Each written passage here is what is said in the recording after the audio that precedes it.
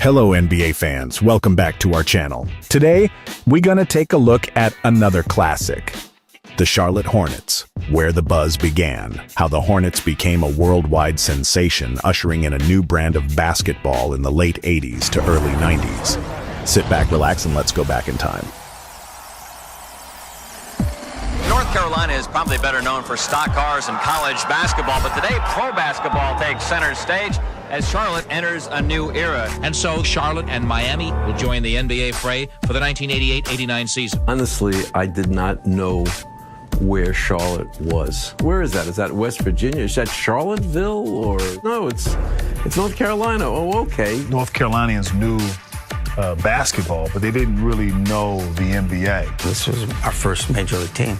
I hadn't seen Charlotte, didn't know much about Charlotte other than it was a lot warmer than Detroit. It is a celebration of a dream that's turned into a reality. I think it'll work. I don't think I'm convinced it will. And the fact that we've had 13,700 people to buy specific seats tells me that it's going to work. These people, who I always thought were college fans, seem to be really turned on about this team. They are. This is the first major league thing to happen to the city of Charlotte and to the state of North Carolina. I think there were a lot of guys, whether you were a draft pick, a free agent, or you were involved in the expansion draft, that guys wanted to prove something. And I think we ended up with a good group of guys. Our problem was we just weren't very talented. There's the overview of the Charlotte Coliseum. It is the largest arena now in the NBA, 23,500 fans. You know, and the place was hyped up. They were excited. And we didn't know exactly what to expect because this is more of a college type of town. All right, let's take a look at Tyrone Muggsy Bogues from Wake Forest.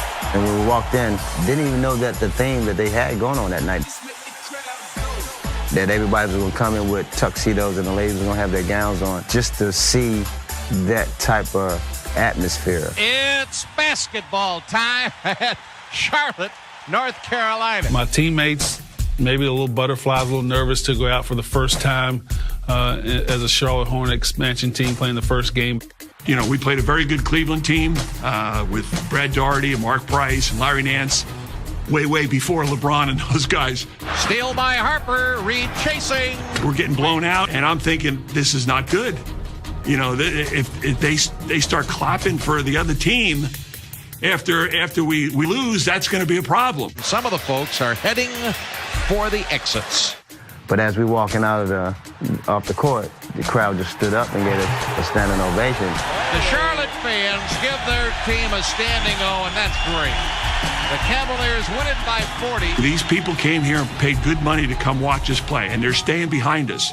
If we can ever get this noise and this crowd and become a home court advantage, establish that home court advantage, it could be something special here.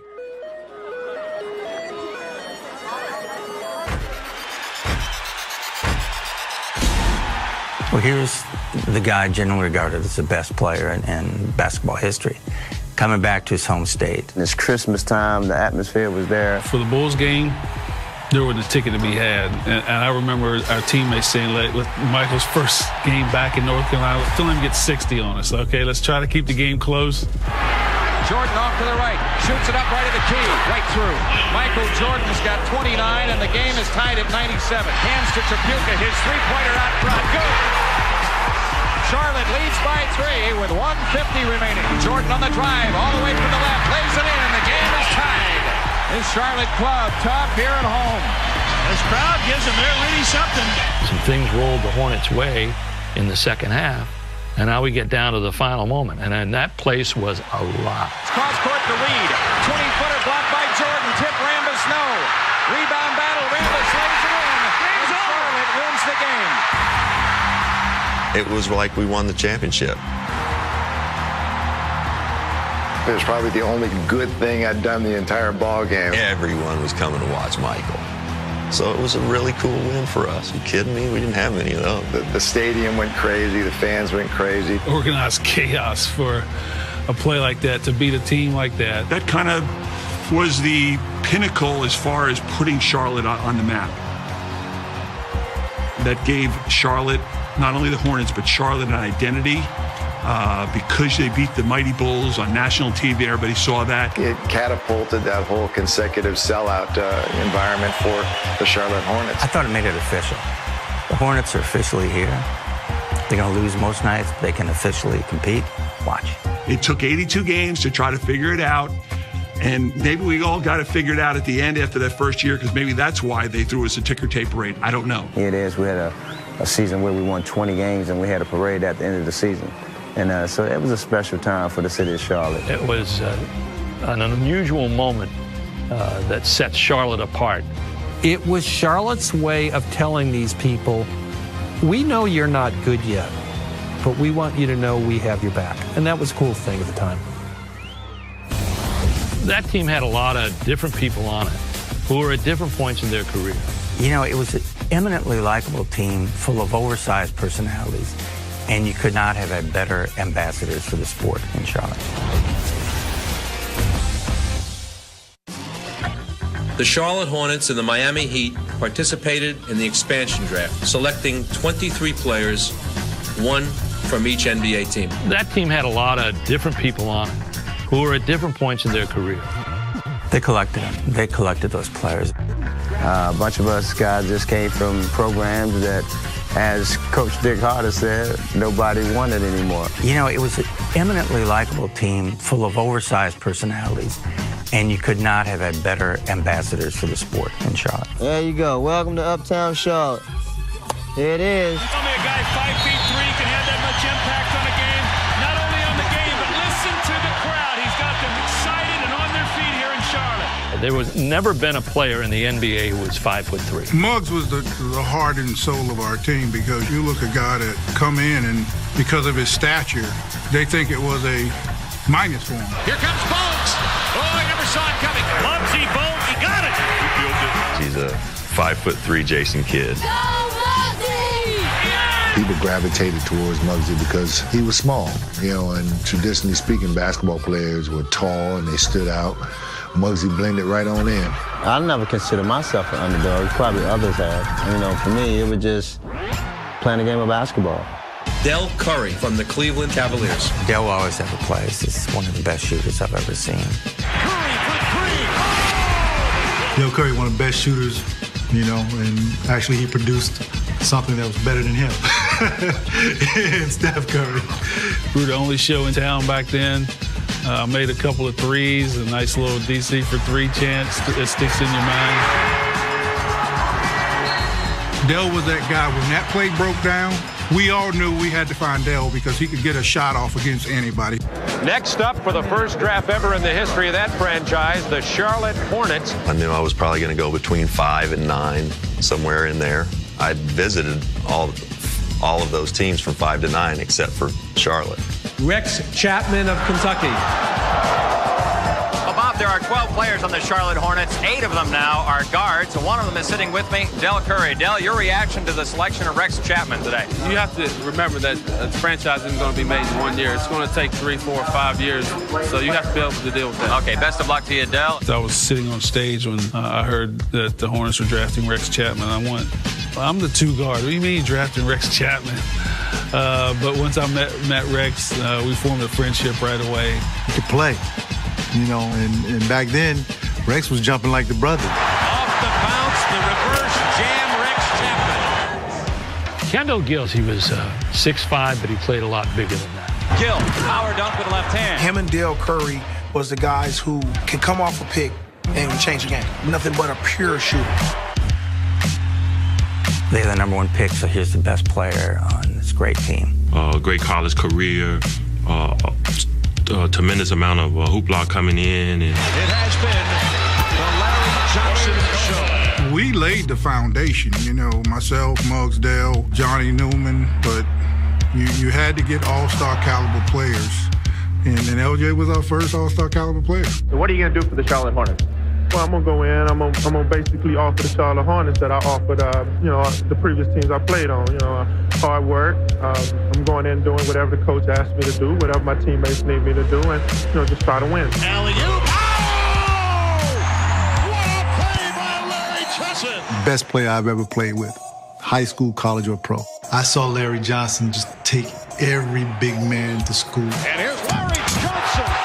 The guy who was 250 pounds, 6'7", had the grace of a ballerina, could shoot it, had the strength of Shaquille O'Neal, and he knew when to use it. This is where it's done.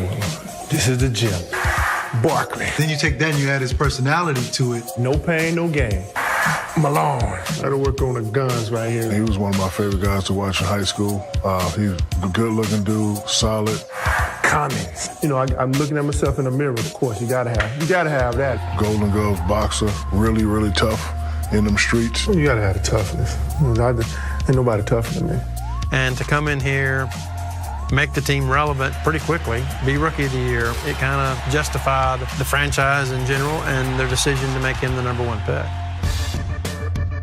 Then the following year, Alonzo Mourning came in, so now you had some young, recognizable names, guys who've had success in the postseason. People knew all over the country, and most importantly, people in the state of North Carolina knew. You gotta love the way Alonzo Mourning plays the game. Alonzo was so intense. One of the most fierce competitors out there. He checked it again by Mourning. Did you see that play? You can build a race car, but if it don't have an engine, you ain't going nowhere. Zoe was that engine. Look at him drive! Alonzo Mourning! At 6'10", he was tall, but he wasn't really big for a center. But he can do all those things, and he compensated for it with his hard work. That's one of the greatest shot blocks I've ever seen. You know, I was a young kid on the block out of Georgetown. I brought a lot of aggression and, you know, and defense and block shots with the high top fade. That was kind of the pop culture back then, you know. It created a lot of charisma that people gravitated to. So now you add those really young, you know, players with great potential to a group that had already been pretty solid, a lot of veterans. It just was a recipe for some excitement. Grandmama! Let's go. Converse had a big promotion of Grandmama, and everywhere we went, you know, people would have the #2 jersey on.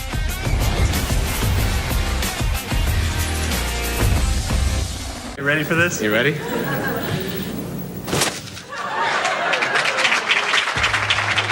I thought it was kind of funny to begin with that, you know, where have you ever heard of this before that you have like a uniform reveal? I ate it up and did what I was supposed to do and acted like a model. I hated him. Kelly might have liked him, but Kelly was weird. We knew about the lengths they went to with Alexander Julian, and everybody had heard of him, and we knew of him. And I said, boy, they're really pulling out all the straws here to get a designer to do the uniforms. George asked me, he said, Alec, can we afford you? I said, what good is money if you can't buy Carolina barbecue? Here's the deal.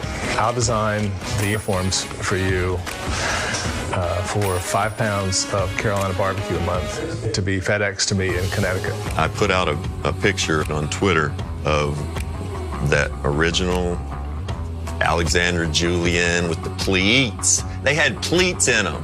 We hated them. We're going to get laughed at throughout the league.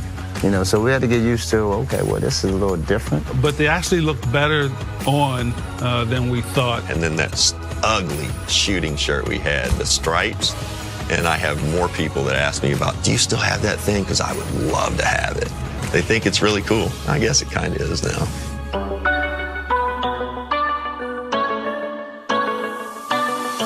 They've got their own identity. The marketing is unbelievable. One of the top logos in the NBA in terms of hat sales and T-shirt, jacket. Back then, starter jackets were hot. Rap was starting to take off, and all that stuff was really becoming popular. And so you saw a lot of young people wearing the purple and teal. Whenever we went on the road, I can tell you this, we saw so much Charlotte Hornet gear. I think our game kind of brought some excitement to the team where it made that color a fashion statement. It really did.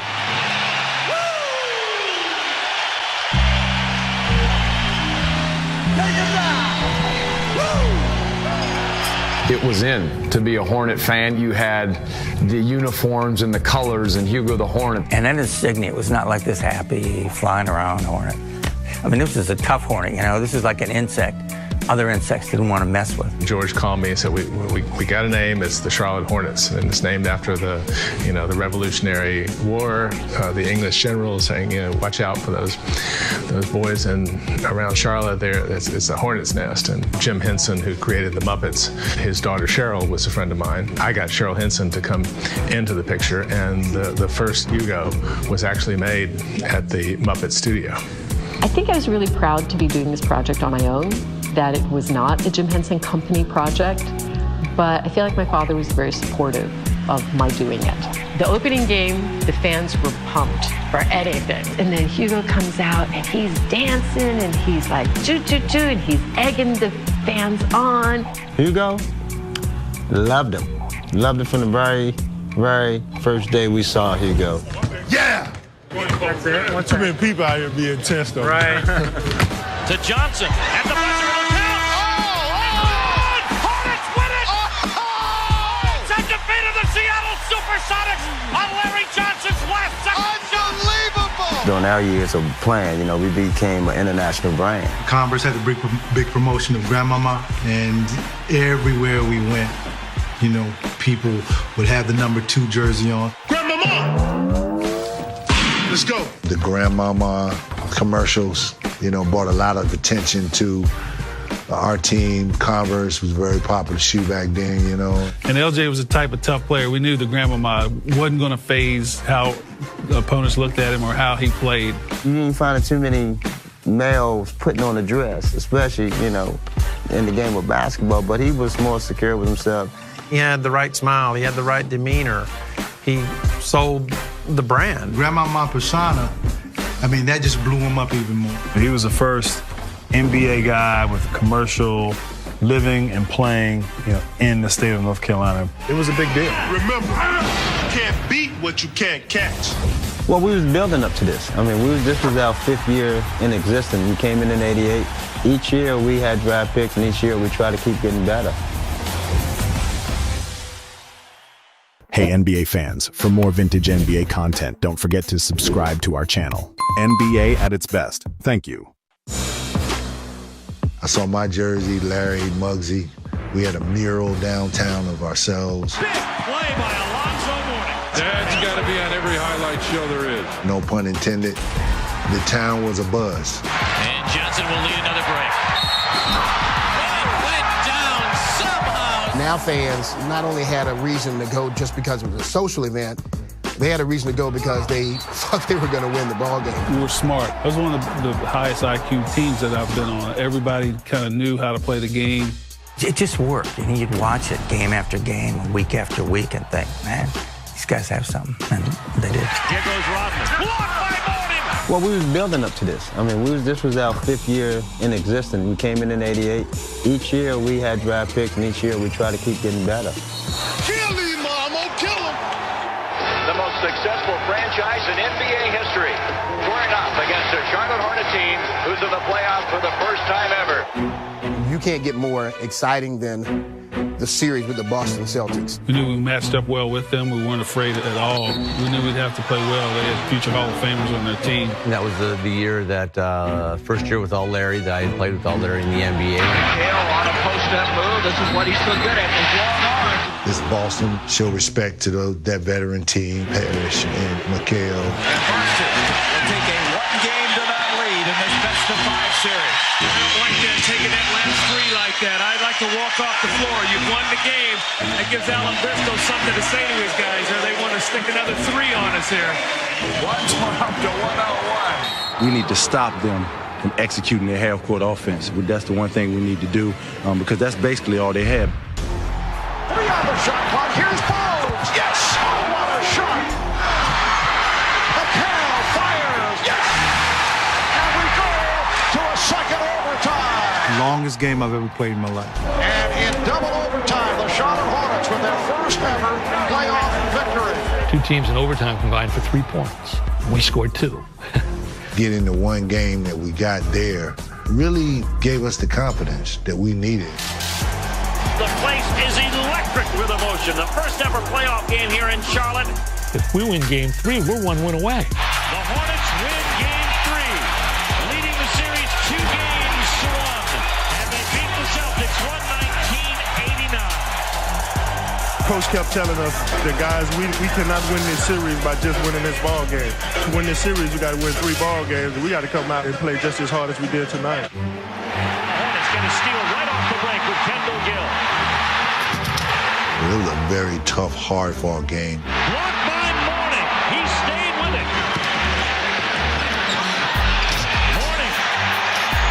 Mourning. We got a decent lead, maybe 8 to 10 points at halftime, but Boston came back in the second half. Come on, gang, we're gonna win this game. We're gonna win the game. You gotta believe you're gonna win it. Let's go, baby. We can do it. Come on, Joe.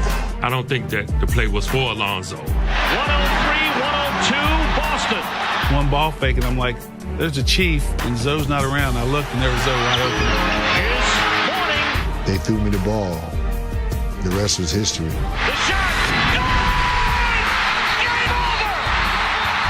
You think the game is gone. I think it's done. And one of the officials sat there and said, no. There's 4/10 of a second left. Man, I thought that we won the game. I thought it was over. Now this gives Boston another chance. McHale to the rim.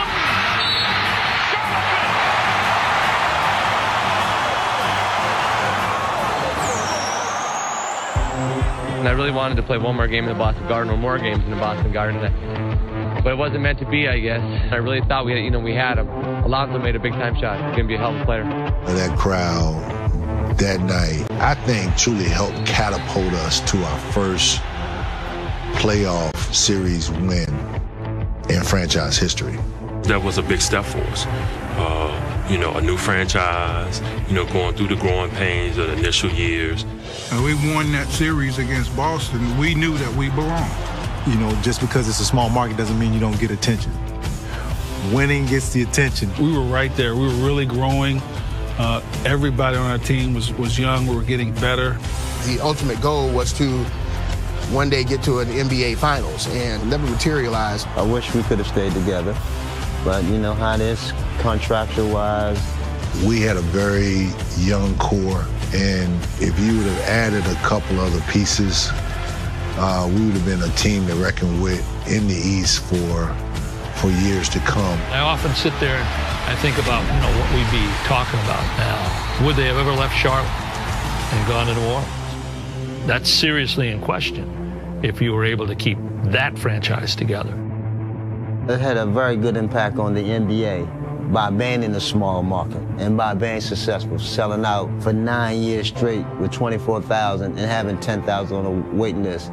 It set a precedent.